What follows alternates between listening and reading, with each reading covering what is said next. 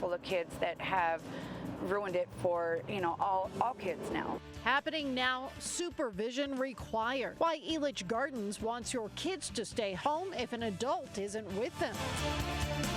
It's another jam-packed night here on the Fox 31 News at 10. But first, take a look at this brand new video of Denver Police Chief Paul Payson outside of the Maven Hotel just a few hours ago. Right now, we are learning this is where 4 people were arrested last night. Yeah, 3 of those people accused of having illegal firearms. All of this happening just blocks away from Coors Field at 18th and Wazee. Fox 31's Courtney Fromm was on the scene last night. She's back there tonight with the very latest information that police shared with us just about an hour and a half ago. Courtney.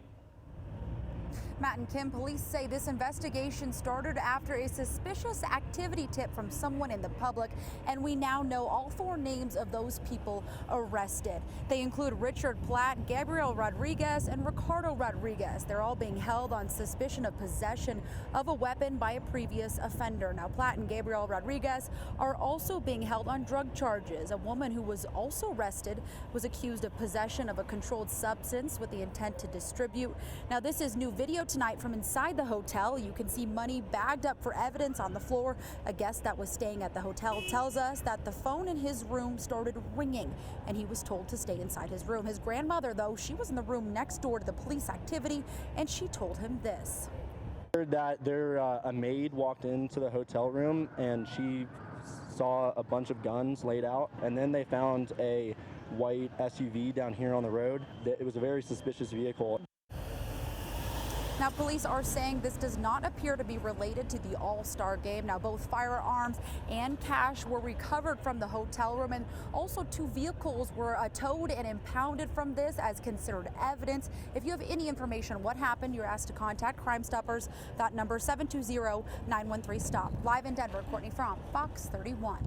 All right, Courtney, thank you. Now let's take a live look outside of Coors Field right now. Of course, Fox 31 is your home. You're the only home for the 2021 MLB All-Star Game. Tomorrow is the first official All-Star event at the stadium with the MLB Futures Game and the Celebrity Softball Game. It's shaping up to be a really great day. Yeah, and a warm one at that. We want to start tonight with pinpoint meteorologist Jessica LaBelle for what the baseball fans can expect. You guys, we are expecting storm chances on Tuesday, so that's a forecast we're keeping a very close eye on. We do have that chance Tuesday, but luckily tomorrow and Monday, if you're heading up to downtown Denver for the festivities, you can expect dry conditions. And tonight, it's just been gorgeous out there. I want to start off with our Backus and Schenker sky cam. We do have clear skies, and those temperatures are very comfortable. We're at 68 degrees right now in Denver, 70 up in Fort Collins and Sterling, at 68 in Kremling tonight. Nice and cool in Leadville at 55 degrees. Now, those winds have really started to relax, so we're not dealing with the gusty winds we saw earlier today. A lot of places seeing gusts up to 30 miles per hour. We do have some winds in our southern mountains. Those will relax in the overnight hours. Heading towards tomorrow, I am pinpointing afternoon highs hitting 89, so we're going to keep it a little bit cooler than what we've seen the last several days. We will see dry conditions and sunshine, but we do have an air quality warning in place through 4 p.m. Now, those storm chances, again, returning for that All-Star game. We're going to see those for several days after that. I'll let you know how high those storm chances are in Colorado's most accurate forecast. All right, sounds good. Thank you, Jessica. This morning, more than 2,000 people trying to keep cool during the MLB All-Star 5K over at Civic Center Park. More than $3,500 was raised for the Colorado Rockies Baseball Club Foundation, which supports disadvantaged and at-risk youth.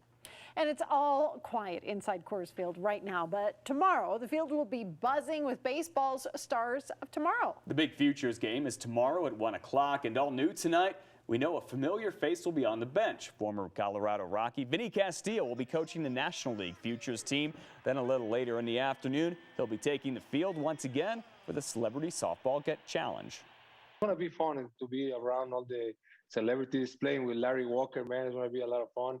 He's going to be there too, so I'm looking forward for that too. That's what I'm going to do. I want to swing hard, man, and try to leave the jar. That's what he does, right? Some other big names taking part in a softball game: former Rocky Larry Walker, Von Miller, Brandon McManus, and Avs goalie Philip Grubauer. All right, check it out. Guess what all of the pomp and circumstance is for? It's a baseball card. Getting a police escort today. Yes, a baseball card. It's a Mickey Mantle card in PSA certified mint condition, and it's estimated to be worth $10 million, maybe even more. And now you can see it for yourself. It's actually on display right now through Monday at the Hall of Legends in the Raleigh Hotel. Tickets to the exhibit cost $10 and will go to support the Colorado Rockies Baseball Club Foundation. I can't believe it's worth $10 million. I know, it's got a lot of security, but I guess it needs it for that kind of money. Well, if you are at the McNichols building this weekend, you're going to see American history in a way that you may have never seen it before. Yeah, this is really fascinating. It's the Shades of Greatness exhibit from the Negro Leagues Baseball Museum. 28 artists created these 35 pieces that tell the story of African and Latin American baseball players. The exhibit has been touring the country since 2003, and the museum's president is in town and says it really couldn't come to Denver at a better time. We are a social justice and civil rights institution. It's just seen through the lens of baseball, but more importantly, it is triumph over that adversity. You can go check out the Shades of Greatness exhibit at the McNichols building from now until September. It's all free to see. And one baseball fan, he's been preserving the history of our national pastime for decades. Fox 31's Greg Nieto is in downtown tonight with more on why Tuesday's game is so important to him. My dad was an amateur photographer, and I took his 8mm camera and I filmed probably 15 minutes of action. 50 years they can go by in a flash frame. My father wasn't a rich man, but he made it a point to take us down to Tiger Stadium and have a good time. I have two grandsons. For Tom Baird, They both love baseball. 50 years ago this Tuesday, the Michigan native and Air Force veteran was at his hometown Detroit Tigers Stadium watching the 1971 All-Star Game with his dad and brother. He remembers the game and the experience as if he were still that stargazing 15-year-old. Unbelievable game. 6 home runs by 6 Hall of Famers.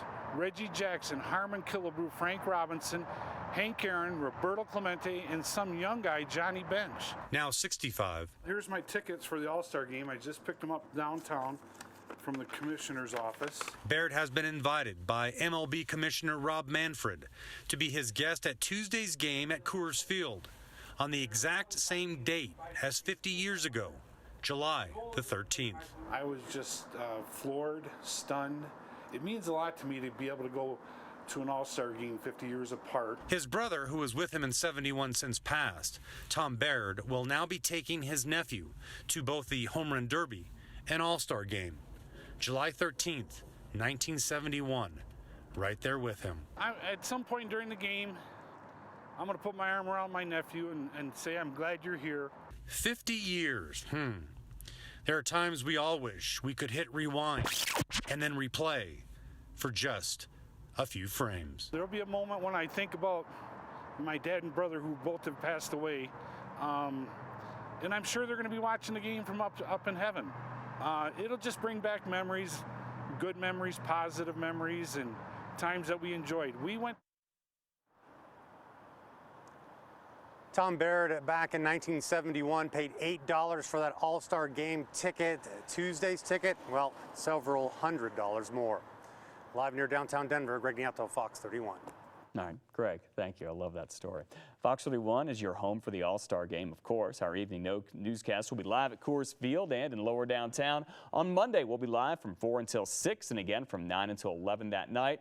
Then on Tuesday, just ahead of the big game, we'll be live starting at 4 o'clock. Fox Sports coverage of the game starts at 5. Join us right here right after the game for the Fox 31 News at 9. Again, we'll be live from Coors Field for all of the action. Yeah, really exciting week. A large closure of the Continental Divide Trail could be coming any second now, and it's because of a wildfire. It's still ahead the very latest on that fight. And Tube to Work Day canceled for the second year in a row. We'll explain why.